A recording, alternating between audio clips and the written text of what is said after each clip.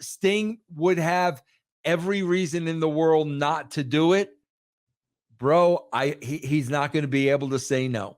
And if you're seeing Flair rubbing elbows with Tony Khan, and in the same breath, I got one more, that's the one more.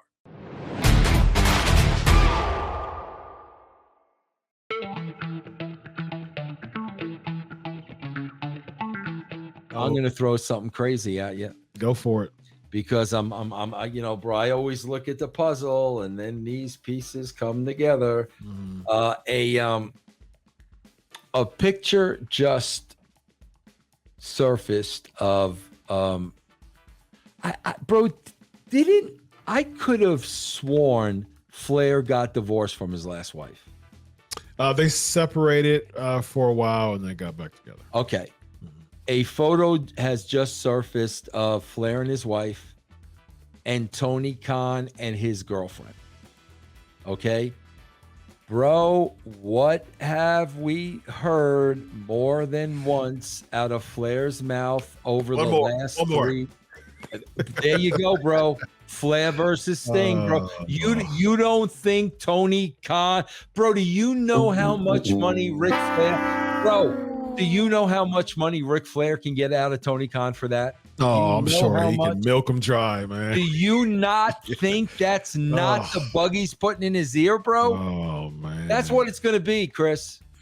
That's what it's going to be. He's gonna get Flair's last match on television against Sting in his last match.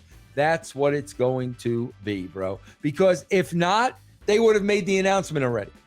They would have said who the opponent is already. The dignity that Sting has as a man. Why did you think that he would agree to something like that? How do you say no? No? Bro, do you know how hard that would be?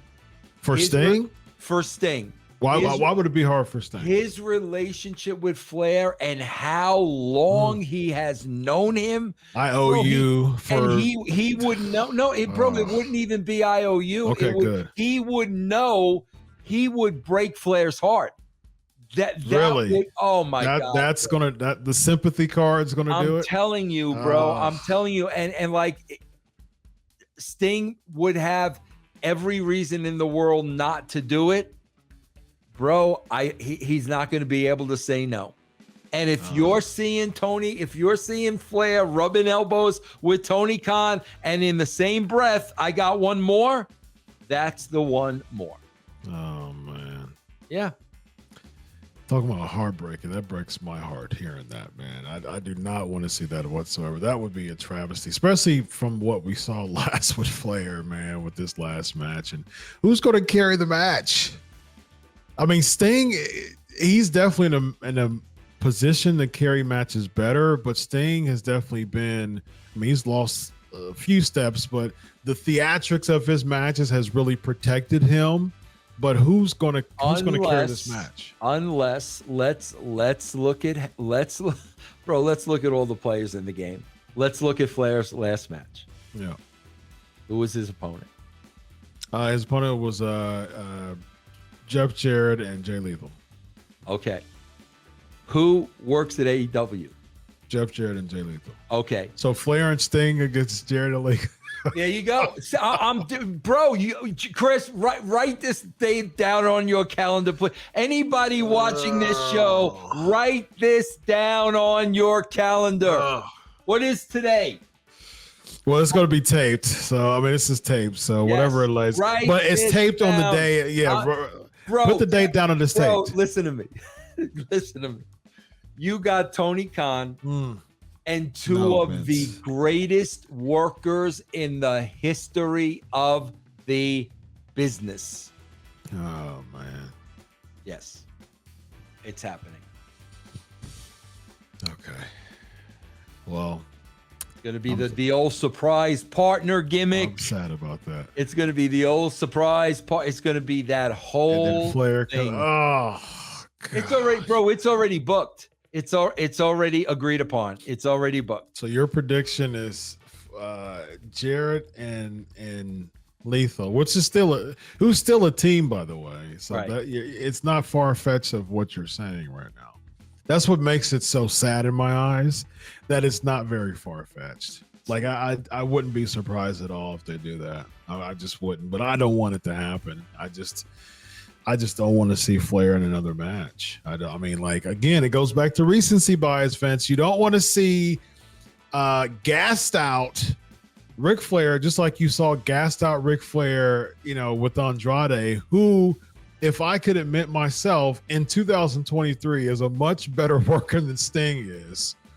Andrade protected the heck out of Flair, and Jarrett did phenomenal in that match as a heel, just getting the heat and taking it so much away from Flair basically dying out in the ring.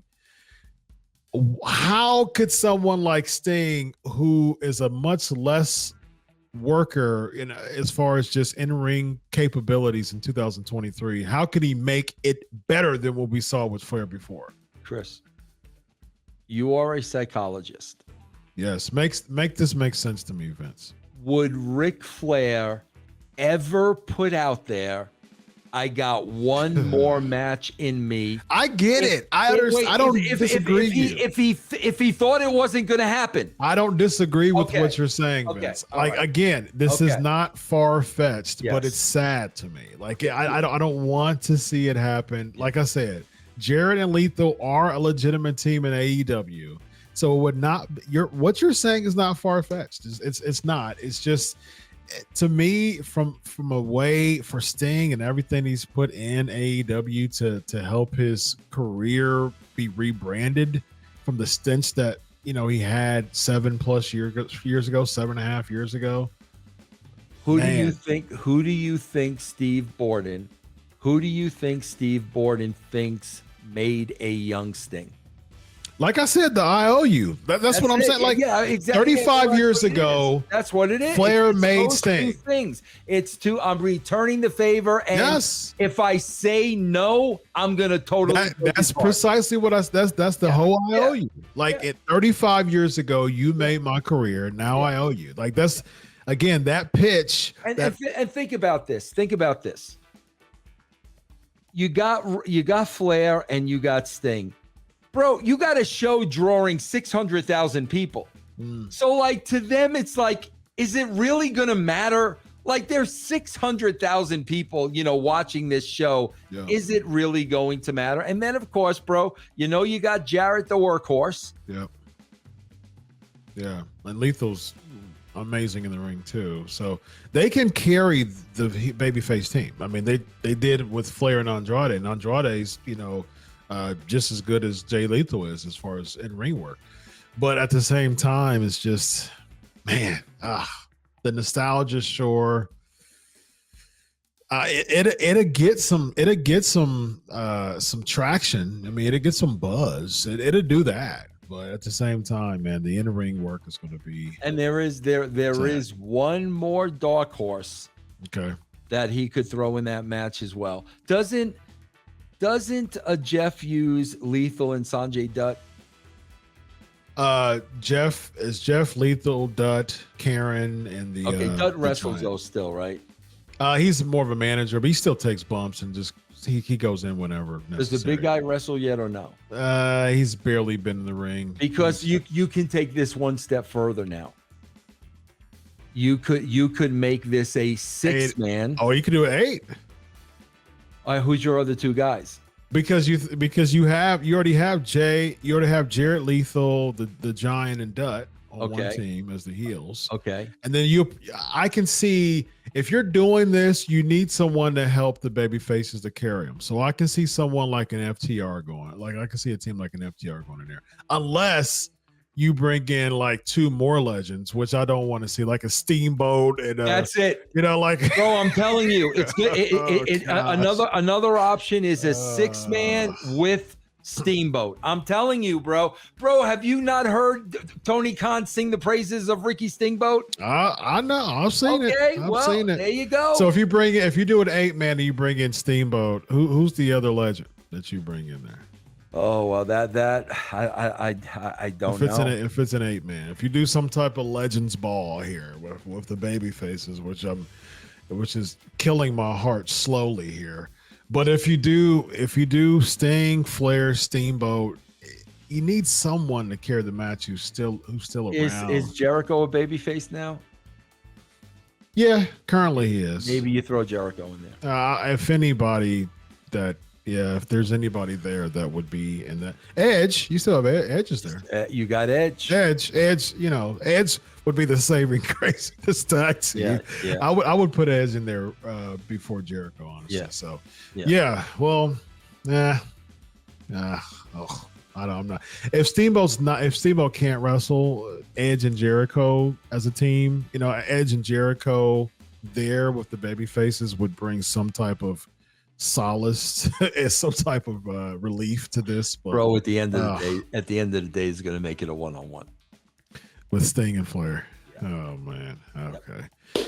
Well, ladies and gentlemen, I am dying slowly here on this episode because of what Vince Russo just proposed here, and the reason why I'm dying slowly because it probably will happen. So that's the unfortunate part, but we will see where this goes as the time progresses. Vince Russo was predicting. So you predicting the 101 or the tag? The 101. So at the end of all this, Vince Russo is predicting at Revolution, we're going to see Sting versus Ric Flair. Yes, sir. My prediction is Sting versus Darby Allin because I think Sting is going to pay it forward and say, okay, I've been here for 3 years just about, and I'm going to come back and, just pay it forward to Darby Allin. So, all right, ladies and gentlemen, we shall see where this goes. This guy right here is Vince Russo. I am Dr. Chris. This is Writing with Russo. Have a good night, everybody. Solo.